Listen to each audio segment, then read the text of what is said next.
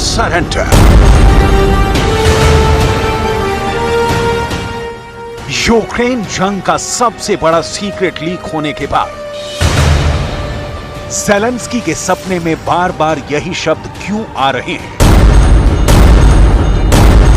America से Ukraine युद्ध को लेकर जो जानकारी लीक हुई है वो यूक्रेन के लिए बहुत बुरी खबर है। यूक्रेन के राष्ट्रपति के साथ बहुत बुरा हो सकता है।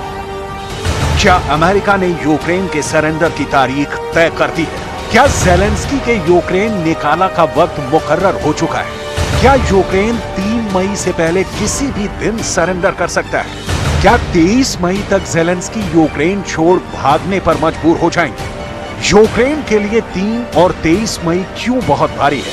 पुतिन से क्यों डरा हुआ है अमेरिका? पुतिन के किस प्लान को जानने के बाद यूरोप की नींद उड़ी हुई है?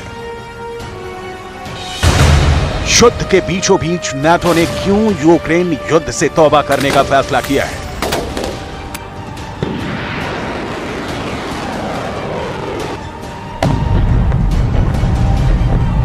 पेंटागन के लीक हुए डॉक्यूमेंट से पता चलता है कि अमेरिका को यूक्रेन की जवाबी कार्रवाई करने की क्षमता पर संदेह है। दूसरे शब्दों में कहें तो अब रूस के हमलों का जवाब देना यूक्रेन के बस की बात नहीं रही। क्या पुतिन ने अब युद्ध को फाइनल स्टेज पर पहुंचाने वाले ऑर्डर पर साइन कर दिया है? क्या कीव पर कब्जा करके पुतिन की मंशा ज़ेलेंस्की के यूक्रेन निकाला की है? आखिर कीव से 700 किलोमीटर दूर ज़ेलेंस्की की सिक्योरिटी के लिए स्पेशल ट्रेनिंग ले रहे स्पेशल कमांडो क्यों सुपर एक्टिव हो गए हैं? यूक्रेन के सरेंडर की संभावित तारीखों की सुपर सीक्रेट जानकारी इस स्पेशल रिपोर्ट में है, लेकिन उससे पहले ज़ेलेंस्की का प्रेशर मीटर कितने डेंजर लेवल पर पहुंच गया है, इसे जान लीजिए। यूक्रेन में हथियारों की कमी को लेकर ज़ेलेंस्की का प्रेशर मीटर खतरे के निशान को पार कर गया है। रूस की भारी गोलाबारी के बाद यूक्रेन के एयर डिफेंस को लेकर ज़ेलेंस्की का प्रेशर मीटर लगातार इमरजेंसी अलार्म बजा रहा है। ज़ेलेंस्की का प्रेशर मीटर बार बार बता रहा है कि पुतिन को अमेरिका का खौफ बिल्कुल नहीं है।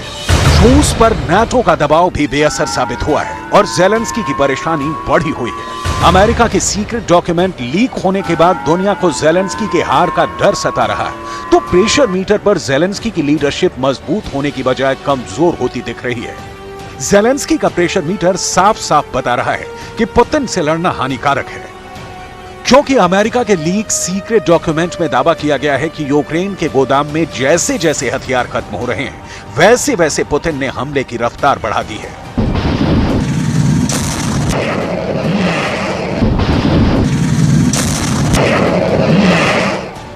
खुद यूक्रेन की एयरफोर्स ने माना है कि रूस रोज कम से कम 20 ग्लाइड बमों से अटैक कर रहा है। यहां तक कि यूक्रेन की पक्की हार की तारीख भी सामने आ गई है। यह तारीख अमेरिकी अखबार न्यूयॉर्क टाइम्स ने पेंटागन के लीक दस्तावेजों के हवाले से जारी की है।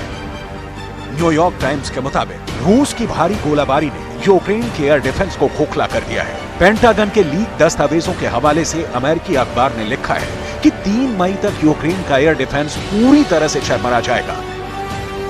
रिपोर्ट के मुताबिक सोवियत काल की यूक्रेन के जो S-300 और बक एयर डिफेंस सिस्टम उसे रूस के लड़ाकू विमानों और बॉम्बर से 89% सुरक्षा देते थे, वो मई के पहले हफ्ते तक पूरी तरह से जर्जर हो जाएंगे। पेंटागन के लीक दस्तावेजों का हवाला देकर न्यूयॉर्क टाइम्स ने लिखा है कि यूक्रेन के वो तमाम एयर डिफेंस सिस्टम जो फ्रंट लाइन पर यूक्रेन के सैनिकों की ढाल की तरह काम करते थे, वो भी 23 मई तक पूरी तरह से खत्म हो जाएंगे। दावे के मुताबिक यूक्रेन के एयर डिफेंस के ढहते ही पुतिन युद्ध के शुरुआती दिनों की तरह अपने खतरनाक लड़ाकू विमानों से हमला बोल देंगे, जिसका अंजाम ज़ेलेंस्की भी जानते हैं और बाइडन भी। ऐसे में पेंटागन का सीक्रेट लीक होने के बाद ज़ेलेंस्की ने यू टर्न ले लिया है और फौज की रणनीति भी बदल दी है।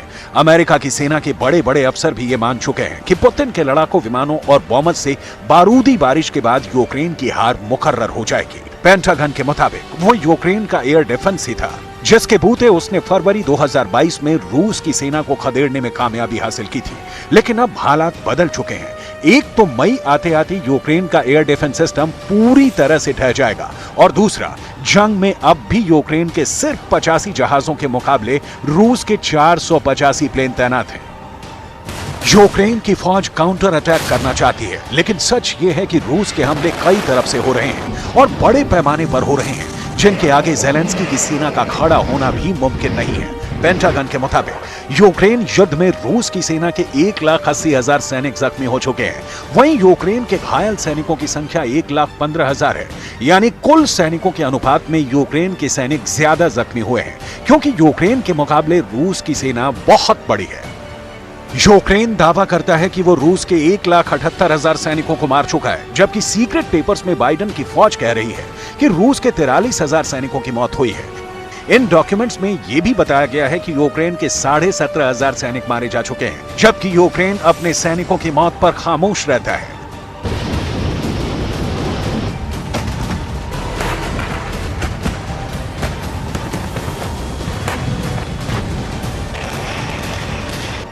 यूक्रेन में चल रहे युद्ध में अमेरिका ने ज़ेलेंस्की की बहुत ज्यादा मदद की है और अब बाइडेन का अगला प्लान क्या है? अगर ये बात लीक हो चुकी है तो ये अमेरिका के साथ साथ यूक्रेन के लिए बहुत शर्म वाली बात है।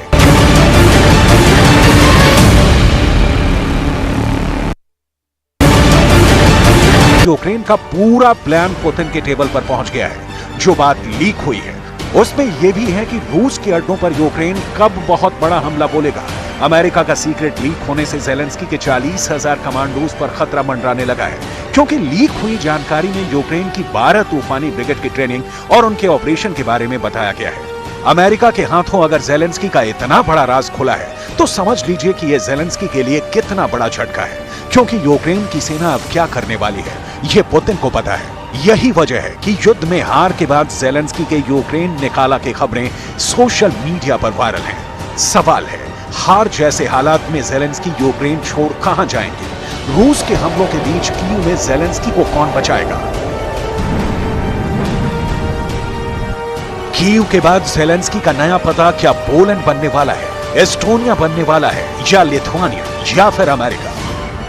दावा किया जा रहा है कि अगर पुतिन की सेना कीव पर कब्जा जमाने में कामयाब हो भी गई, फिर भी ज़ेलेंस्की को रूस की सेना छू तक नहीं पाएगी, जिसके लिए 220 घातक कमांडो नाटो देश लिथुआनिया के एक एयरबेस पर हाई अलर्ट पर है। इस स्पेशल टीम में 150 यूएस नेवी सील कमांडो और 70 British special air service commando शामिल हैं, यानी दुनिया के 220 घातक कमांडो ज़ेलेंस्की के लिए महाकवच बन जाएंगे।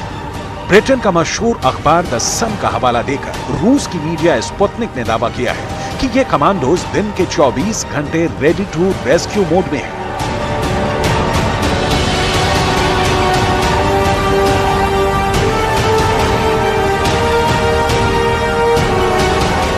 ज़ेलेंस्की की जान बचाने के लिए अमेरिका के नेवी सील्स और SAS कमांडो लिथुआनिया से पहले हवाई रास्ते पोलैंड आएंगे और फिर पोलैंड से फुल प्रूफ हेलीकॉप्टर से कीव में लैंड होंगे, क्योंकि लिथुआनिया और यूक्रेन के बीच में बेलारूस है, जो रूस का जिगरी यार है और ज़ेलेंस्की का जानी दुश्मन बना हुआ है। यानी अगर पुतिन के हाथ जब ज़ेलेंस्की तक पहुंचने को होंगे, उससे पहले ही कीव की धरती पर अमेरिका के सील्स कमांडो और ब्रिटेन के special air service commando land हो जाएंगे, जिनका मिशन ज़ेलेंस्की को जिंदा बाहर निकालने का होगा। नेवी सील्स और SAS कमांडो पहले ज़ेलेंस्की को अपने कवर में लेंगे, फिर हवाई या फिर सड़क के रास्ते उन्हें पोलैंड सीमा पर लाएंगे और फिर या तो ज़ेलेंस्की को पोलैंड में किसी सेफ हाउस तक पहुंचाएंगे या फिर उन्हें लिथुआनिया ले जाएंगे, जहां से कीव आएंगे।